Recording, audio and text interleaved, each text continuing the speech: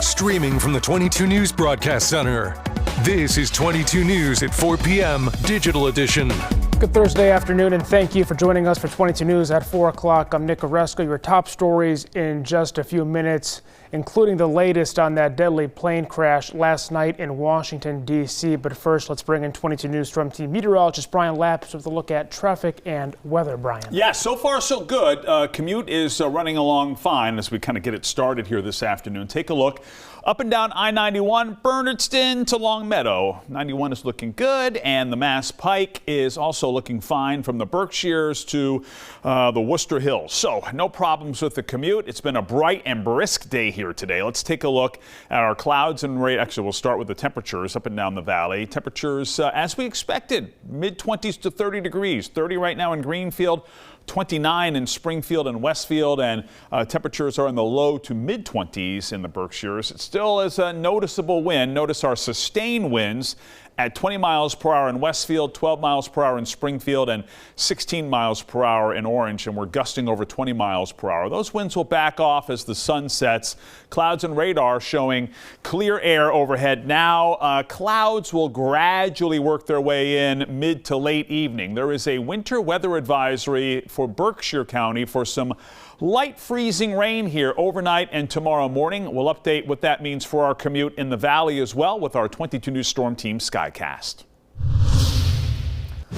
All 64 people aboard an American Airlines jet that collided with an Army helicopter in Washington, D.C. last night are presumed dead. Officials said it's likely to be the worst U.S. aviation disaster in almost a quarter century. At least 28 bodies have been pulled from the icy waters of the Potomac River. That's after the helicopter apparently flew into the path of the jet as it was landing at Reagan National Airport. The plane carried 60 passengers and 4 crew. Authorities have now switched from a rescue operation to recovery. And officials with the Skating Club of Boston say some of their skaters and coaches were on board that flight last night. The couple were former world skating champions. Their son Max was on the trip as well, but was booked on a different returning flight. Members of the Skating Club of Boston say they are heartbroken by the tragedy. Skating is a very close and tight-knit community. These kids and their parents, they're here at our facility in Norwood 6, sometimes 7 days a week.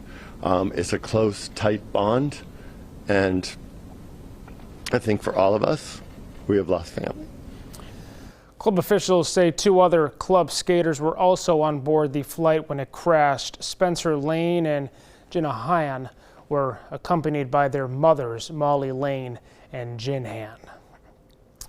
Several homes in Springfield had to be evacuated this morning due to a gas leak. Springfield Fire Captain Drew Pamonte told 22 News at least 5 homes and 50 nearby residents were evacuated on Carver Street. Some homes on Commonwealth Avenue were also evacuated. An Eversource spokesperson told 22 News a contractor doing work at 38 Carver Street cut into a gas line before the gas was turned off, releasing gas into the home around 8 o'clock this morning. The gas was shut off and the home was vented. No injuries were reported, and everyone who was evacuated has been let back into their homes. President Donald Trump now plans on using Guantanamo Bay to house criminal migrants. The announcement came after he signed the Laken-Riley Act into law.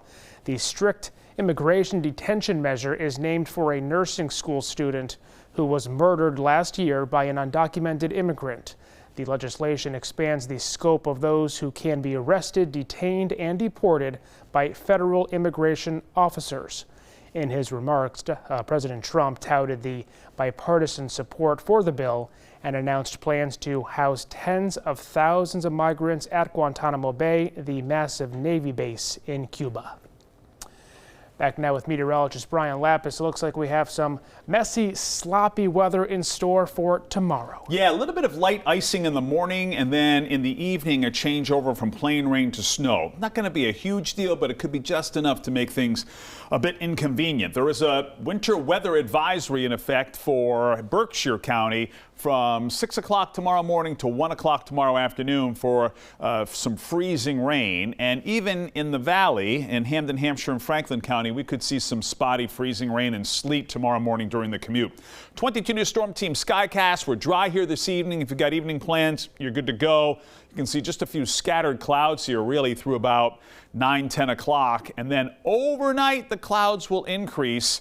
And the onset of this light icing has been delayed a little bit with our latest forecast runs. But during the morning commute, especially Hampshire, Hamden County and southern Berkshire County, you could run into a little bit of icing. I'm not expecting temperatures to get above freezing until around 9 o'clock. So give yourself a few extra minutes tomorrow morning. There certainly could be some slippery surfaces as you're heading out on the road for the morning commute tomorrow. Then by obviously late morning, it's plain rain, and plain rain generally speaking for the daylight hours. And then by 7 o'clock tomorrow evening, we're starting to see that cooler air move in, and we change from steady rain to snow and sleet showers as we go through the evening hours. Then by midnight or so, all of this is out of here. We'll continue to track it. There is better news for the weekend's weather with our 22 News Storm Team forecast on 22 News starting at 5. Okay, Brian, thank you. Doctors may have found a new way to tell which people are more likely to have a severe case of COVID. According to a study by the Menopause Society, researchers say there's a link between our white blood cell count and how badly COVID-19 will impact us. Testing white blood cells is typically easy and inexpensive. The hope is to be able to predict beforehand who is most at risk for a severe case.